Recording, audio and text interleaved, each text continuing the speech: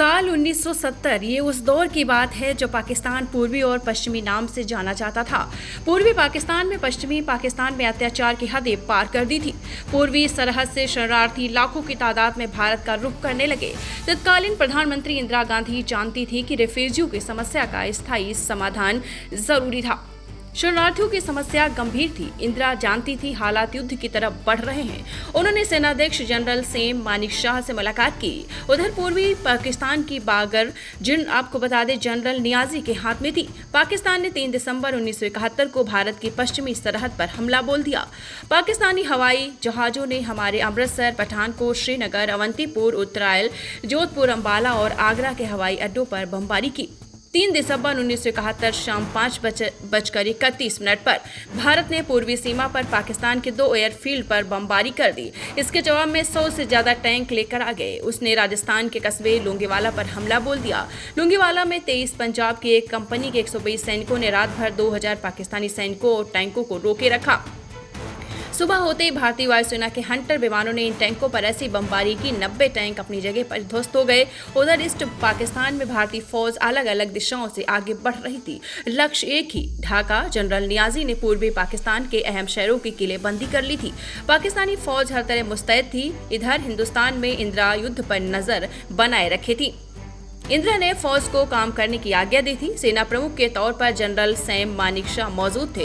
पूर्वी पाकिस्तान में भारतीय सेना को लगातार कामयाबी मिल रही थी। खिली बोगरा की लड़ाई भारत जीत चुका था। पश्चिमी मोर्चे पर बसंत की लड़ाई भी भारत जीत गया था। भारतीय एयरफोर्स इस लड़ाई में बढ़ चढ़कर हिस्सा दे रही थी और पाकिस्तान को बेहद करारी चोट पहुंचा रही थी। उधर हजारों मील दूर अमेरिका में उस वक्त के राष्ट्रपति रिचर्ड निक्सन भारत पर युद्ध रोकने का दबाव बना रहे थे, लेकिन इंदिरा पर अमेरिकी धमकियों का कोई असर नहीं हुआ। दरअसल 71 के युद्ध में पाकिस्तान को न सिर्फ अमेरिका से मदद मिल रही थी बल्कि इंग्लैंड से भी, और चीन और श्रीलंका तो उसके साथ ही थे। भारत के पास थी तो बस हिम्मत और रूस की गहरी दोस्ती। रूस के एंटीशिप B-15 मिसाइल के इस्तेमाल से भारतीय नौसेना ने 10 पाकिस्तानी युद्धपोत को नष्ट कर दिया। अटैक्ड डिस्ट्रॉयर INS राजपूत ने पाकिस्तानी सबमरीन को डुबा दिया। पाकिस्तानी नौसेना अब लड़ने की स्थिति में नहीं थी। 10 दिसंबर 1971 को ब्रिटिश एयरक्राफ्ट कैरियर भारतीय जल सीमा में दाखिल हो गया। रूस ने भारत के लिए अपने जंगी बेड़े बेच दिए। जब अमेरिकी बेड़े एंटरप्राइज और USS ट्रिपोली भारतीय जल सीमा में पहुंचे तो रूस ने उन्हें घेर लिया।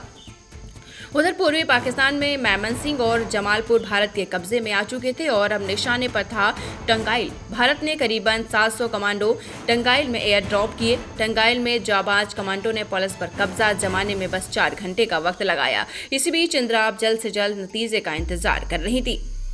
भारतीय नौसेना ने कराची शहर पर हमला बोल दिया। ऑपरेशन टाइटेन कामयाब रहा। कराची बंदरगाह में ऐसी आग लगी कि वह मीलों दूर से नजर आ रहा था। इस बीच हिंदुस्तानी फौज ढाका को घेर चुकी थी।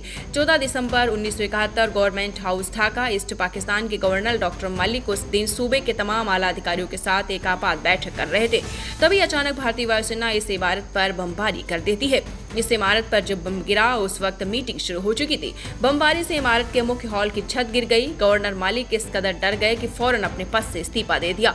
उधर हिंदुस्तानी फौज ढाका की ओर आगे बढ़े जा रही थी और जनरल नियाजी युद्ध विराम के लिए बार बार गिड़गिड़ा रहा था। आपको बता दें, in the Indian army in Bangladesh force has been destroyed. You are surrounded all sides and if you don't surrender you will be killed. आपको बता दें 16 दिसंबर 1971 रामनारायण फोर्स ढाका। शाम 4:15 पर जनरल नियाजी ने दस्तखत किए, फिर अपनी रिवाल्वर जनरल अरोरा को सौंप दी। ईस्ट पाकिस्तान का वजूद खत्म हो चुका था। 17 दिसंबर 1971 को एक नए देश का जन्म हुआ, बांग्लादेश। कुल 93,000 पाकिस्तानियों को युद्धबंदी बनाया गया। युद्ध जीतने के बावजूद भारत ने बांग्लादेश में अपना झंडा तक नहीं गाड़ा। 93,000 सैनिकों को कुछ दिनों के बाद जेनेवा कन्वेंशन के तहत पाकिस्तान को वापस लौटा दिया गया। All the world admires our deeds well done and I think with all modesty we can say that we have done this action well done। 1971 जंग की पूरी दास्तान ये मैंने आपको बताई।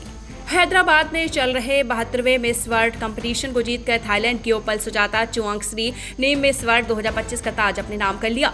इस प्रतियोगिता में भारत का प्रतिनिधित्व नंदिनी गुप्ता ने किया। हालांकि नंदिनी टॉप 8 में जगह नहीं बना पाई। मिस वर्ल्ड ओपल सुजाता ने इस मौके पर व्हाइट एम्ब्लिस्ड गाउन पहना, जो न सिर्फ हीलिंग बल्कि साहस का प्रतीक है। ओपल ने अपने इंस्टाग्राम अकाउंट से एक पोस्ट भी शेयर की, जिसमें उन्होंने अपने विनिंग गाउन के लिए लिखा कि इसके सॉफ्ट प्लेयर मिरर्स करुणा के प्रतीक हैं और अपने अंदर की रोशनी को दर्शाते हैं, जो में अंधकार से बाहर जाने की राह दिखाती है। ओपल की खूबसूरती और स्टाइल स्टेज पर तो लोगों का दिल जीतने में कामयाब रही। पर्सनल लाइफ में भी ओपल कुछ कम स्टाइलिश और फैशनेबल नहीं है।